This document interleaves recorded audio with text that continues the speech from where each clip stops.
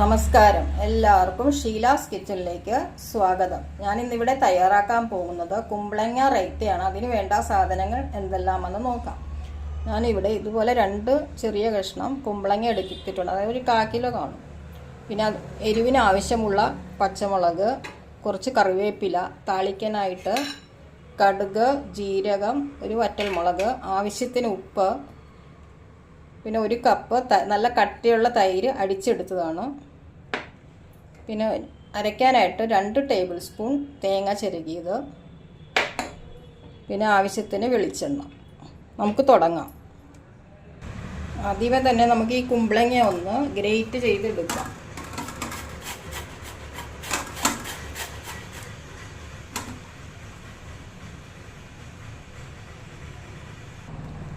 കുമ്പളങ്ങയൊക്കെ great ചെയ്തെടുത്തിട്ടുണ്ട്. നമുക്ക് ഇത് മാറ്റി വയ്ക്കാം. ഇനി അരപ്പ് തയ്യാറാക്കാം. അതിനു വേണ്ടി മിക്സി ജാറിലോട്ട്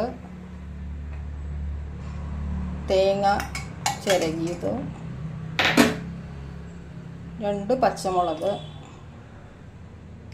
ഇനി കുറച്ച് തൈര് ഇട്ടിട്ട് നന്നായിട്ട് അരച്ചെടുക്കാം.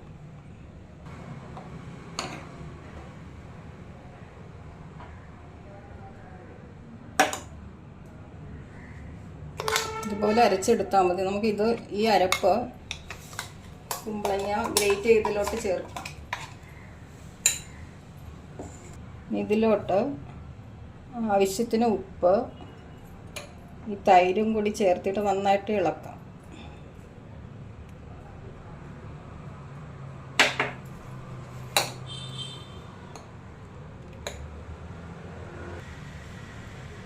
ഇതുപോലെ മതി, അധികം വെള്ളം ചേർക്കണ്ട.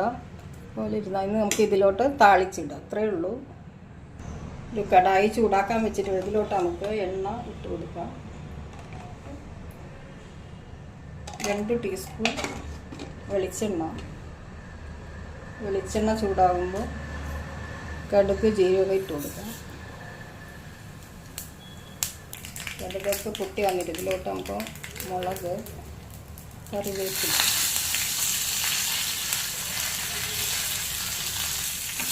നന്നായിട്ടൊന്ന് മിക്സ് ചെയ്യാം.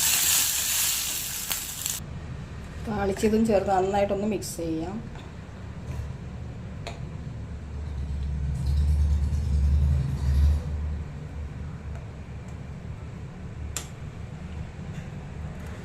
ഇവിടെ കുമ്പളങ്ങ റൈത്ത ഇവിടെ റെഡി ആയിട്ടുണ്ട്. നിങ്ങളെല്ലാവരും ഒന്ന് ട്രൈ ചെയ്ത് നോക്കണം.